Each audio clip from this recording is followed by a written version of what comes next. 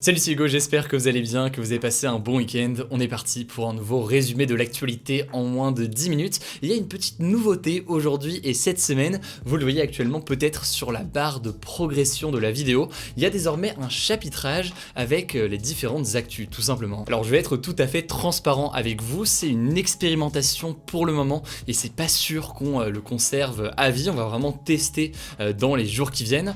En fait, la raison pour laquelle on l'a pas mis jusqu'ici, c'est par crainte que si jamais on le met, vous n'allez aller que sur une seule actu ou la seule actu qui vous intéresserait éventuellement dans ce format des actus du jour. Et donc là vous allez peut-être me dire quel est le problème à faire ça. Le seul problème éventuel, et c'est très concret, je vous dis de façon très transparente quel est le problème éventuel là-dessus, c'est que ça a un impact potentiel, ça peut potentiellement réduire la durée moyenne de visionnage des gens qui vont cliquer sur la vidéo. Et ça pareil, vous me dites quel est le souci. Le seul souci c'est que c'est un des éléments cruciaux de YouTube pour son algorithme, et donc si la durée moyenne de visionnage baisse, et bien la conséquence aussi c'est que YouTube peut potentiellement moins pousser ses vidéos sur la page d'accueil, etc. Ce qui a pour conséquence d'avoir in fine et à la fin moins de personnes qui vont regarder ces vidéos puisqu'ils vont moins tomber sur ce format des actus du jour. Ce que je vous propose du coup c'est que cette semaine je le mette, si jamais ça n'a pas d'impact négatif, et bien on le gardera évidemment, et à l'inverse si jamais l'impact négatif est trop fort et donc qu'on observe nous de notre côté un impact important sur la durée moyenne de visionnage, etc.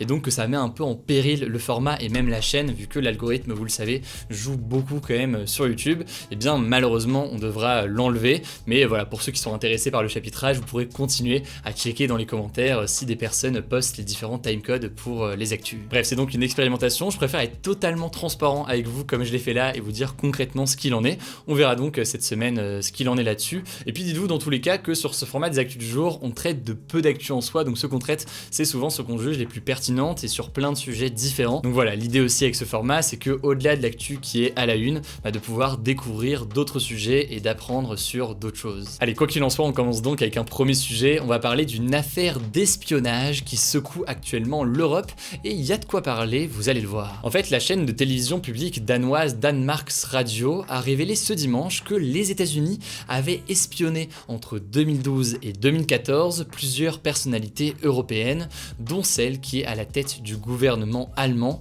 la chancelière Angela Merkel. Or, cet espionnage par les États-Unis de dirigeants européens s'est fait avec une certaine complicité, volontaire ou non, on ne sait pas trop, mais une certaine complicité des services de renseignement danois. En fait, selon les journalistes qui citent 9 sources anonymes, et bien la NSA, donc l'agence de renseignement américaine, s'est branchée sur des câbles de télécommunications sous-marins danois avec l'objectif de capter des échanges et d'espionner des responsables politiques, qu'ils soient allemands, suédois, norvégiens ou encore français, et des personnalités dont malheureusement on ne connaît pas encore tous les noms. En gros, les États-Unis avaient un partenariat militaire avec le Danemark et donc ils avaient accès à ces câbles sur lesquels étaient passés des systèmes d'écoute.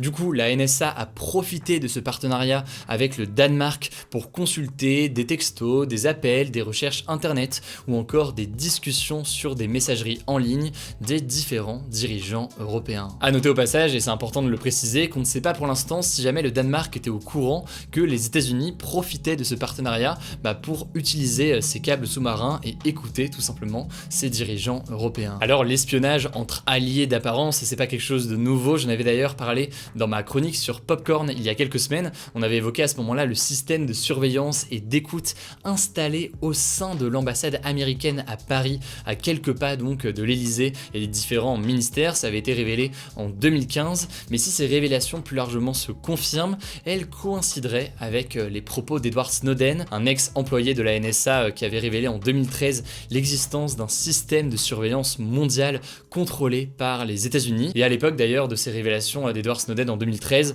on avait déjà appris qu'Angela Merkel était espionnée depuis l'ambassade américaine à Berlin en Allemagne. Alors pour l'instant, la NSA n'a pas réagi à ces révélations. De son côté, le ministère de la Défense danoise Trine Bramsen a déclaré, je cite, que l'espionnage systématique par des alliés était inacceptable. Quant aux pays ciblés, ils n'ont pas non plus souhaité réagir pour le moment.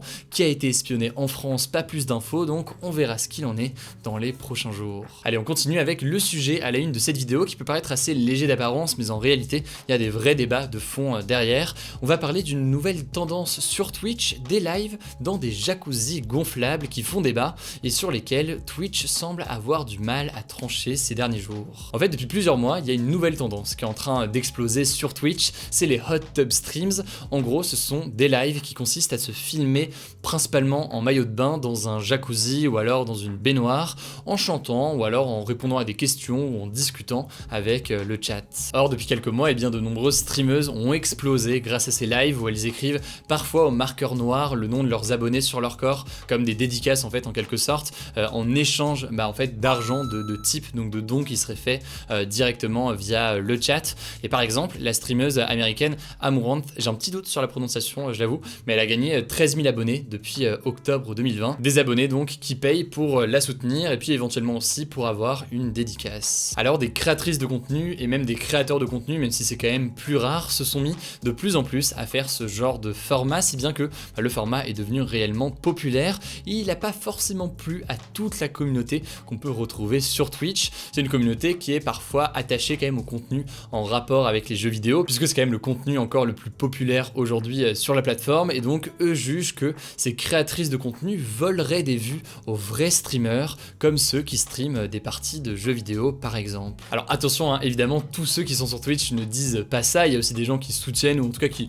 n'ont aucun problème avec ce genre de contenu, mais par exemple il y a un streamer canadien qui compte plus de 5 millions de followers, il s'est exprimé à ce sujet sur Twitter en déclarant que selon lui ces streams étaient la chose la plus pathétique qu'on ait vue sur Twitch. Alors ces réactions ont fait pas mal polémique et d'ailleurs de nombreux créateurs de contenu ont pris la défense de streameuses jacuzzi en rappelant qu'elles avaient le droit de poster ce qu'elles voulaient sur la plateforme tant qu'elles respectaient le règlement de Twitch, et certains ont également dénoncé tout simplement le sexisme de certaines de ces attaques, puisque on considérerait ainsi que les femmes ne peuvent pas disposer de leur corps librement. Par ailleurs, ces accusations de sexisme se sont également intensifiées lorsque Amouranth a déclaré sur Twitter que Twitch lui avait enlevé les revenus publicitaires sur sa chaîne, même si elle n'avait enfreint aucune règle, visiblement parce que les annonceurs ne voulaient pas être associés à son type de contenu.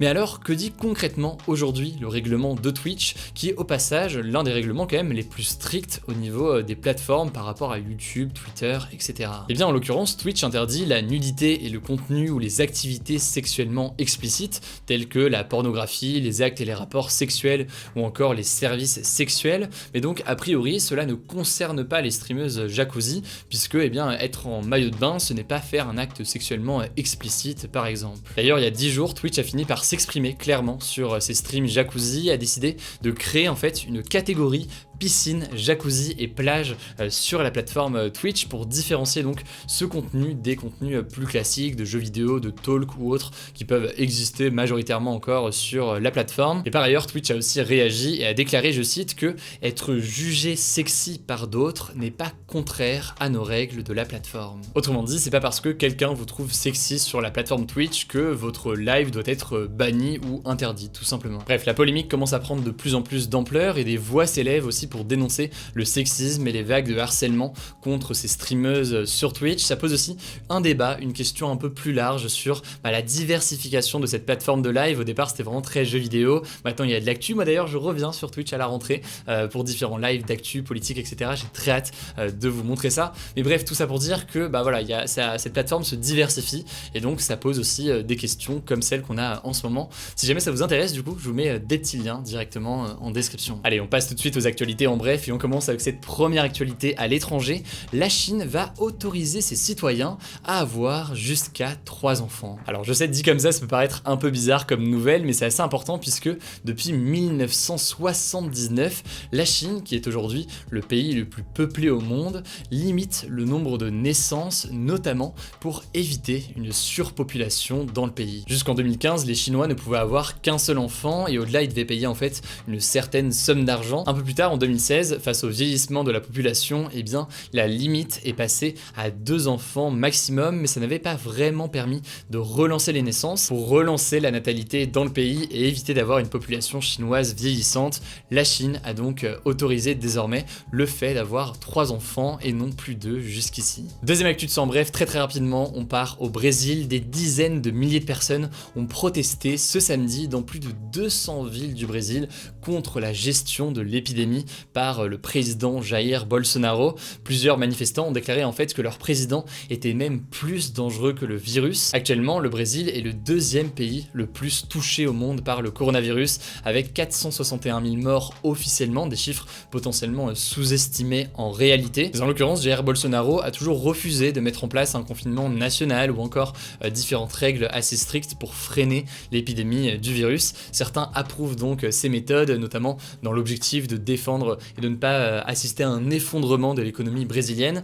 mais beaucoup jugent au contraire que c'est irresponsable et donc que les conséquences humaines sont importantes. C'est donc ce qui fait débat en ce moment, et ce alors que la présidentielle brésilienne se passera en 2022, en octobre 2022. Peut-être d'ailleurs qu'on ira sur place pour couvrir tout ça et faire un reportage sur place. Quoi qu'il en soit donc, l'opposition contre Jair Bolsonaro s'intensifie ces derniers jours. Enfin, dernière actu rapidement, depuis aujourd'hui, eh bien tous les plus de 18 ans peuvent se faire vacciner, et ce sans condition. Donc vous pouvez prendre rendez-vous si ça vous intéresse directement sur Vitmados, Doctolib, Keldoc, Maya, etc. Là aussi, vous le savez, je vous mets des liens directement en description. Alors où est-ce que je me trouvais aujourd'hui? Eh bien j'étais à Colombo, au Sri Lanka, et c'est l'occasion de parler d'une autre actualité. En fait, depuis 12 jours, un porte-conteneur est en feu au large de Colombo, et l'incendie ferait suite à une fuite d'acide nitrique. C'est en gros un composé chimique très toxique. Il faut savoir que l'incendie a déjà provoqué l'une des pires pollutions marines de l'histoire du Sri Lanka, notamment en déversant sur les plages du pays des millions de granulés de plastique transportés par le navire. Bref, du coup, la situation est tendue, ça a provoqué aussi une épaisse fumée noire toxique dans la ville. Affaire à suivre donc dans les jours qui viennent. Alors, il n'y avait pas de débat vendredi, mais il y a un débat aujourd'hui. Êtes-vous surpris par les révélations d'écoute de dirigeants européens par les États-Unis? Vous le savez, pour participer comme chaque jour, c'est très simple. Ça se passe directement dans l'onglet discussion de la chaîne. Et puis j'en profite, si vous êtes sur la chaîne, eh bien n'hésitez pas à vous abonner directement et à activer les notifications pour être sûr de ne pas rater les résumés de l'actualité suivants. Voilà, écoutez, je crois que j'ai tout dit. Si vous avez des retours ou autres, n'hésitez pas à les faire dans les commentaires. Prenez soin de vous, prenez soin de vos proches, et on se dit donc à demain pour une nouvelle vidéo.